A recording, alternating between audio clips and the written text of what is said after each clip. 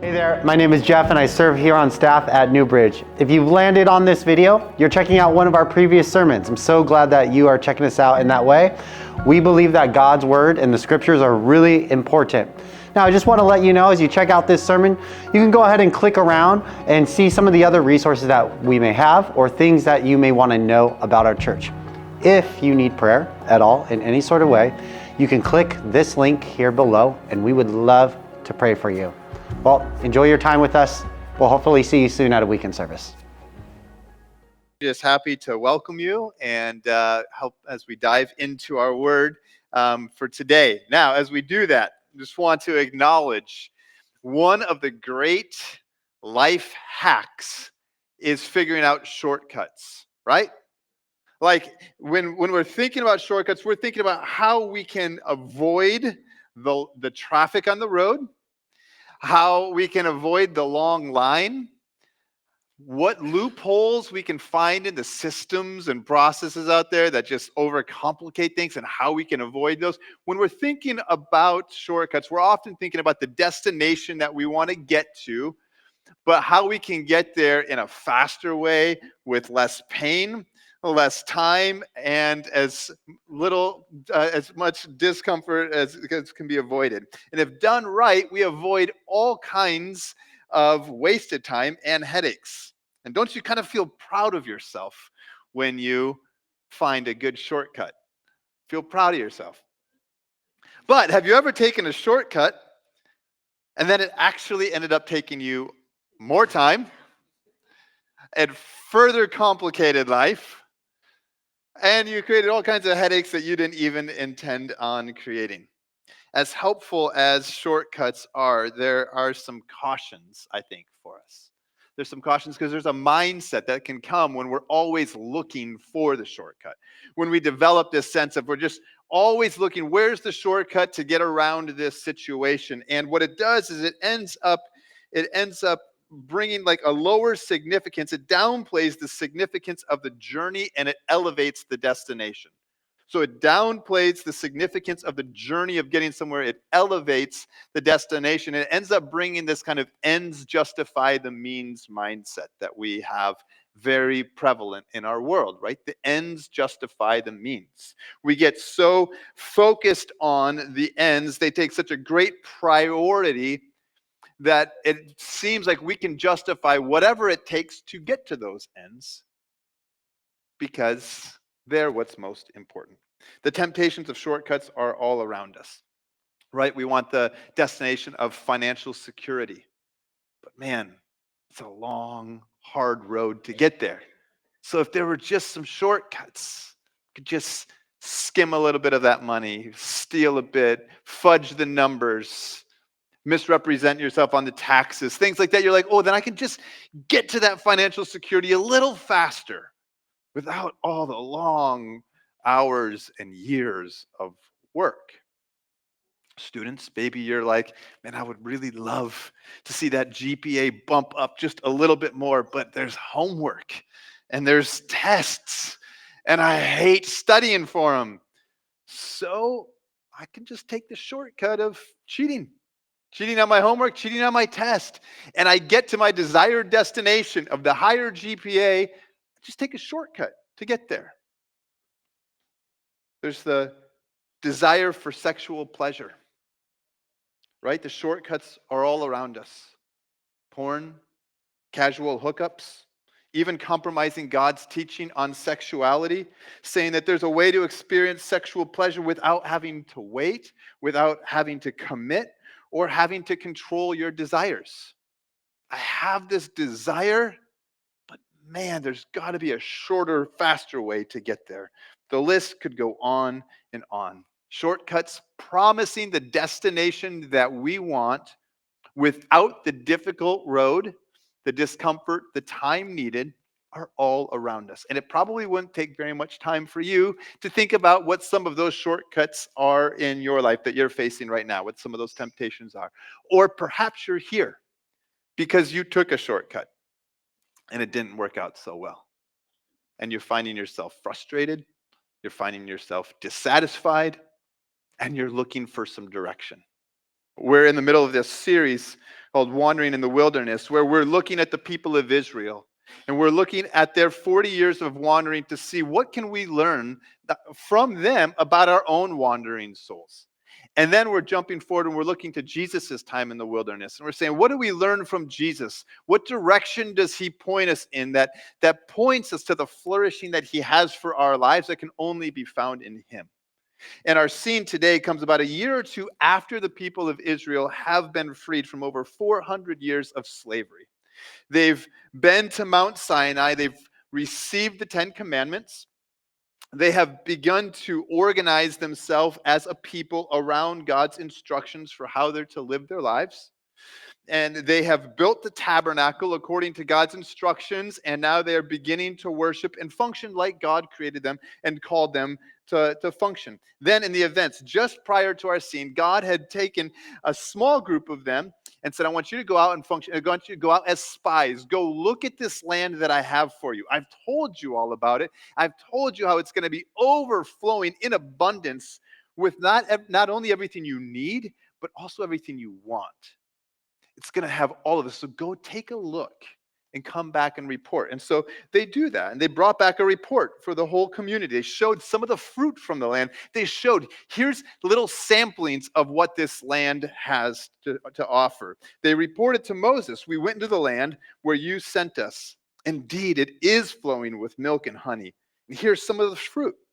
However, the people living in the land are strong, and the cities are large and fortified. We also see the descendants of Anak there. The Amalekites are living in the land of the Negev. The Hittites, the Jebusites, the Amorites live in the hill country, and the Canaanites live there by the sea and along the Jordan.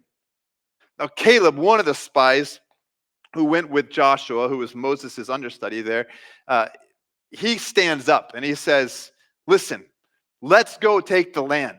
God told us he'd give it to us. Let's trust him. Let's go take the land. He's pumped. He's ready. What he saw, like he's enticed and he believes what God has said. But then the other spies, all the rest of the spies are scared to death by what they saw. And they stand up and they start telling everybody, this is a death wish. If you and I go into this land, we're going to get slaughtered. The people are bigger. The cities are big. The walls are fortified. We don't stand a chance. They literally start to cry. Like check it out, the beginning of Numbers 14. They begin to cry. They start whining. Why again, they ask, would God bring us to this place just to have us die? We'd be better off back in Egypt. And they begin to say, we need a different leader other than Moses. We got to get rid of this guy. He's going to end up killing all of us. And then Moses begins to plead with them. He says, listen, God has promised us this land. Let's trust him. Let's go. He told us he'll give it to us. He sent us to explore it. Now let's go take it. But as he's doing that, they begin to pick up stones like they're about to throw at him to kill him until the visible glory of God descends and meets with Moses. And it's during this conversation of God meeting with Moses that God says to Moses, man, I'm so tired of these people's distrust. They're whining, they're grumbling. He says, Moses, here's the deal. This whole generation, they're not going to enter into the promised land. For 40 years, they're going to wander until this generation dies off. The next generation, during that 40 years, I'm going to prepare them to enter in, and they will experience the promised land. Now, when Moses reported these words to all the Israelites, the people were overcome with grief. They got up early the next morning. They went out to the ridge of the hill country saying, let's go take the place the Lord promised, for we were wrong. But Moses responded, why are you going against the Lord's command? It won't succeed. Don't go, because the Lord is not among you, and you will be defeated by your enemies. The Amalekites and the Canaanites are right in front of you, and you will fall by the sword. The Lord won't be with you, since you have turned from following him. But they dared to go up to the ridge of the hill country, even though the ark of the Lord's covenant and Moses did not leave the camp. Then the Amalekites and the Canaanites who lived in that part of the hill country came down, attacked them, and routed them as far as Hormah. Now, there are a couple of things for us to notice that we can learn here about our own wanderings as we look at the people of Israel here. First of all, do you see how an entire generation of people missed out on all the goodness that God had planned for them because their fear was greater than their faith. They allowed what they saw in the path in front of them and all the obstacles that they anticipated to be greater in their minds than God's power and God's ability to lead them and deliver them. Which makes me just think, how much of the goodness of God do you and I miss out on in our lives because we live in response to our fears more than we do to leaning into the faith that we can have in God. Hear this clearly. The path to the blessing that God has for you will often include obstacles that may scare you, but will be opportunities for God to show more of himself to you and to develop and deepen your faith. There is a path that God is calling us to, and often there will be things that will scare us. We'll see them and we'll think, I don't know how this is going to work out. And it's an opportunity for God to show more of himself to us and to deepen our faith. Where might God be wanting to lead you right now? That seems scary. I can remember when Shauna and I were moving from Michigan to Southern California, where we were going to work with youth there at a church with students, middle school and high school students. And this was a big move for me. I had never moved like that before. I'd gone off to college, but that wasn't very far away from home. This was a big move. There was no safety net. I didn't have a bunch of relationships, didn't know anybody there. It was all new. A lot of responsibility that I sensed I was stepping into, and I was terrified. I was scared. I was scared enough that I was getting sick. Like I would be out working, mowing lawns, working in people, landscaping, and I would just start to get sick. So eventually I called the doctor and I was like, I don't know what's going on. And they had me come in and thinking, maybe you've got an ulcer. Like, geez, an ulcer. Like I'm like 21 years old. Like, what's going on here? I was terrified. There were all kinds of reasons I could convince myself, just stay here. God can use you here. This is known. There's opportunities here. It won't require this big cross-country move and all of this stuff. And yet, had I not taken that move, had we not stepped out in obedience, even though it was scary, not only would I have missed out on all that God developed in me and taught me and showed me about himself then and the faith that he developed in me, but I also would have missed out on the formative experiences of growing deeper with him that God would no doubt use later in life in other moves, in other opportunities, in other things that seemed scary and overwhelming and yet were clearly from God. And now I could say, but I've seen God do it before. I know this feeling. I've got to look past the obstacles. I've got to look past what my eyes can see. I've got to look past the fear that I'm feeling. And I've got to trust the faith that I know I can have in God. We want growth as individuals. We want the opportunities. We just don't want the journey to get there. We'd rather just be handed to us. God, can I just have the destination without the journey? Can I just have the shortcut, please? Please don't develop me in the process. Please don't test me. Please don't make this difficult. I just want to get there. And notice in our biblical scene today, the people, they did want the destination of the promised land. In fact, when Moses told them that they'd be missing out, that they wouldn't be going in, they were not happy. They were overcome with grief and regret. They said, we were wrong, which it takes a lot for somebody to say, I was wrong. So they clearly got it there. Here's what we need to pay attention to. We've said it a number of times these last few weeks. We want the good things of God, the good gifts of God, but we often don't want to have to rely on God. We resist dependency upon God. We want the destination of the things that God has for us. We just don't want the journey that it's going to take to go there. And I'm not just talking about material things, right? Like we want peace. We want joy.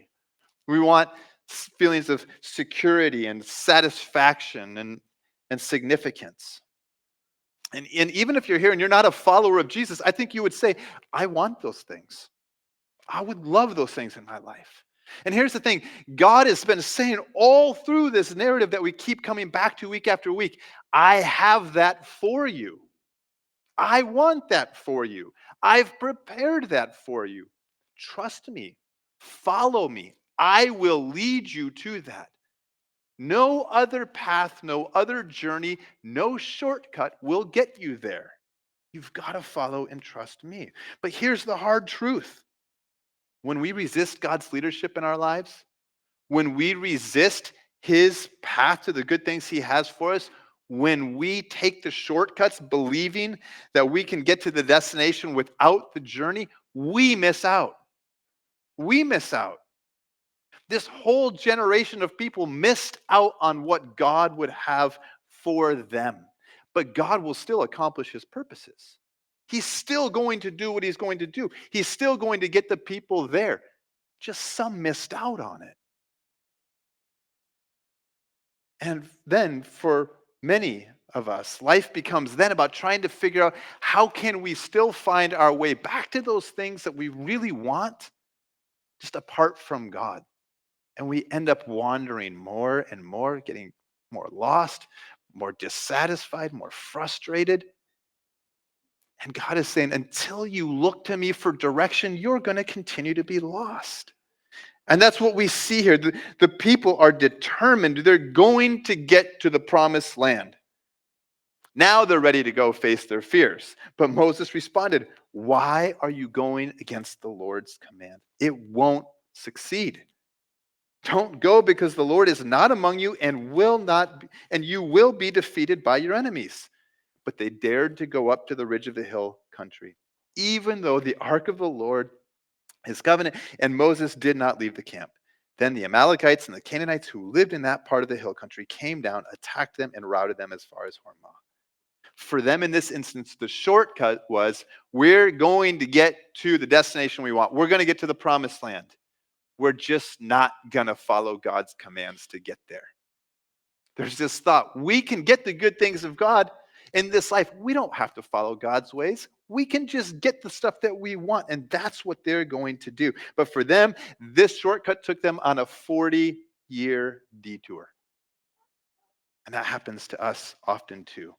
We're tempted to pursue shortcuts that we think will take us to the good gifts of God without needing to follow the commands of God. I've experienced this in all kinds of ways in my life. I experience this sometimes in parenting, right? Like there's a behavior that I want for my kids, a behavior that I expect from my kids. And when I'm not getting that, I'm presented with some choices, right? The longer route, well, it takes more time. It requires more patience, slowing down, listening, maybe waiting for the right time to have the conversation, making sure they can see the bigger picture, not just like the behavior that's expected. Or there's the get louder, demand, express my authority, and I can get the desired outcome a lot faster, but miss so much in the journey. Miss so much of what God was wanting to teach them, what God was wanting to teach me. And in the process, I damage them. I damage our relationship. I damage myself. There's so much that's missed out on. Got to the destination. I certainly didn't follow God's way of getting there. Certainly didn't cultivate the heart. Didn't help connect the dots between the why and the what. Just said, behave like this. I told you to. Got the destination. Messed up the journey. When we become more focused on the destination than we do the journey, we often take shortcuts. When we become so focused, I just got to get there, it becomes the ends justify the means. Whatever I need to do to get there, that's all that matters. There must be a way to find pleasure without needing commitment, right? Commitment's difficult. It requires work. It requires sacrifice. It requires serving another. And I can find pleasure without needing to do that. There's ways to get there much faster, much easier. They don't require the commitment. We miss out on the intimacy and the relationship that we were created for. or take financial goals, like we said before. Not only are some willing to take ethical shortcuts, maybe to get to that desired destination, but certainly then not willing to follow God's instructions about giving generously. Like, why in the world, if I'm trying to reach these financial goals, would I give money away to God? That seems like very counter to my goals. And so instead of learning to practice active, generous, consistent giving, that demonstrates God is my provider and my priority. It's like, why would I do that? I'm just going to hunker down and I'm going to take for myself, and it's me first. And we miss out on the opportunity to learn what it means to be generous. We miss out on the trust. We miss out on the opportunities for God's provision. We miss out on the opportunities to see the blessing of God flow through us, trying to get to our desired destination. Sometimes, and I don't think this just applies to students, I think this applies to really to all of us, but I'd say students, you'll certainly get this, right? When you're in school, there can be the desire for, man, I want people to think that I'm something. I want them to think I'm significant. I want them to think that I want them to be impressed with me. So sometimes the shortcut is, well, to do that, I've got to step on a few people, maybe make fun of them in front of other people. Got to take advantage of their weaknesses, exploit them for my own gain. And when I do that, then I elevate, I rise above. And so I get the destination. I get people being impressed with me or laughing at what I say or inviting me to things. But man, the journey there, that was not a God-honoring journey. That was not treating people like they were created in the image of God, like they mattered to him. It wasn't considering their feelings. It wasn't looking to the interests of others first. It wasn't doing any of these things that put God's commands in front of my own personal desires. You know how this works. We are bombarded with ways to find destinations to the good things of God without following the commands of God. The problem is that this will lead you on a lifelong detour until you look for direction from God and God alone.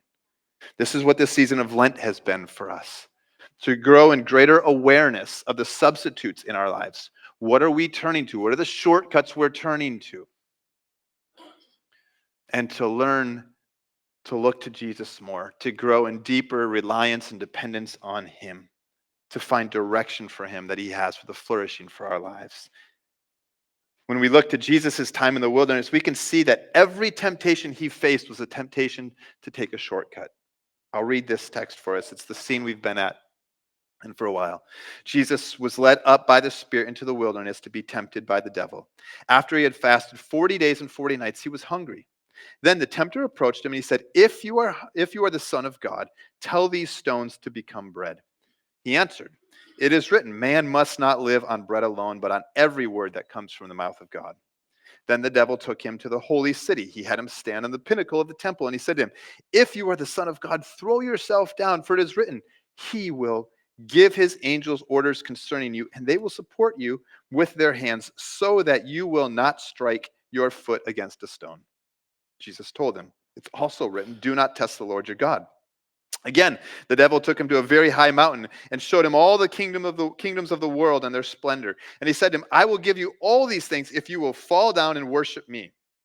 Then Jesus told him, go away, Satan, for it is written, worship the Lord your God and serve him only. Then the devil left him, and the angels came and began to serve him. With each of these temptations, Jesus is being presented with shortcuts of achieving the mission of God without following the commands of God. And the first thing is Jesus resisted the shortcut to satisfaction. We've talked about this a number of times over the last few weeks, so I'm not going to spend much time here. But the point I want us to see is that Jesus was tempted to use his power for personal gain, to satisfy himself without thinking about, one, the deeper satisfaction he would find in God, and the greater need of what his hunger was, what the whole journey was pointing him to. Jesus could have addressed his hunger, but he would have had a very different outcome. And when we look for shortcuts to satisfaction, we elevate our personal desires and our interests above the ways of God, above the interests of others. We'll use whatever personal resources we have to feed ourselves rather than looking to what God would have for us. And instead, we end up with a much more temporary and shorter satisfaction than the true lasting one that we have in Jesus. Jesus also resisted the shortcut to security. We see in verses 5-7. Will God really protect you? Will God be faithful to his word and his promises? Is God paying attention to you? Does God care? Instead of trusting him, just test him. See if God will let your foot hit the ground. See if he'll allow you to suffer. And don't we wrestle with this? Trusting God it's a longer process. It's a harder process than if we just test him and see if he'll perform for us. I know I face this a lot of times in life when I can imagine how a situation should work out. I have it clear in my mind. This is how it should work out, and so like it'll work out for me and God will look good. So then my mind becomes, if it works out this way, then God is good and God is for me and God is dependable and all of that. But if for some reason it doesn't go that way, God doesn't then pass my test. God fails. God is the one who's in the wrong. He's not compassionate. He's not aware. He doesn't care. He can't be trusted. As if I'm the one that's in charge. I'm testing him. And I miss out again on the developed trust, the deeper relationship that's formed in those times of trusting rather than testing. Jesus resisted the shortcut to significance. You see this in verses 8-11. We desire to have lives of impact, of significance. And through Scripture, Jesus has promised one day every knee will bow, every tongue will confess that Jesus Christ is Lord. That in heaven there will be people from every tribe and tongue and nation worshiping Jesus. This is the promise. This will happen. And yet Satan comes and says, I can give that to you in a much easier way, a much faster way. Just bow down and worship me. And you'll have all the praise of all the different kingdoms. But Jesus will not take a shortcut to accomplish this. The path requires redeeming lost and broken people by giving of his very life. There is no shortcut to this. Jesus will not force himself on you. Jesus will not impersonalize the process of developing a relationship with you. Jesus will not take the shortcut to subcontract out his rightful place of power and authority over all of creation, over our lives. This is not something that Satan can give him. Satan's promising it, but Satan can't give it to him. But Satan will tempt us to think there's a shortcut, there's a faster way to the life of significance that you want. There's a temptation that we face to thinking that we can gain influence, the kind of significance that we're looking for. There's a faster way than the way of proven character, of being trustworthy, of doing the right thing, of being faithful. So as I mentioned before, sometimes that shortcut means stepping on other people. Whatever it is that I need to do to take advantage of these people to propel myself is the faster way of getting there. And we think the ends justify the means. Well, once I have the influence, I'll use it for good. I'll be better off in that position. And so in the end, it'll be the right thing. It's just the process of getting there. Sometimes the intentions are good the whole way. You're not intending to step on anybody or do anything unethical or immoral along the way.